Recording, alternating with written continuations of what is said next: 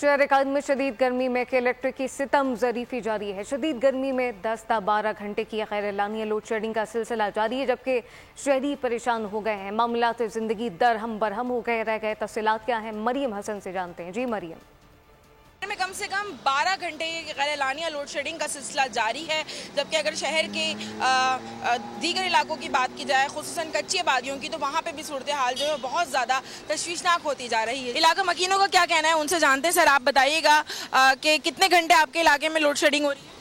तकरीबन 10 से 12 घंटे की लोड शेडिंग है, और इसके अलावा गैर एलानिया लोड शेडिंग जो है वो इसके अलावा किसी भी वक्त ये लाइट बंद कर देते हैं। एक तो होता है कि इंसान को पता होता है कि ये 2 घंटे या 2.5 घंटे लाइट जाएगी, तो उसका कोई इंतज़ाम करता है। लेकिन मसला है कि रात को सोए हुए हैं और सुबह ड्यूटी पे जाना है, लाइट चली गई, पूरी रात की जो है वो नींद ख़राब हो जाती है। शदीद गर्मी के सबब, गैर एलानिया लोड शेडिंग के सबब जो है शहरी तकलीफ का शिकार हैं, और हुकूमत से यही गाहे बगाहे अपील करते हुए नजर आ रहे हैं कि जब बिल्स पूरे लिए जा रहे हैं तो 24 घंटे बिजली भी फराहम की जाए। मरियम हसन, बहुत शुक्रिया तफसीलात के लिए।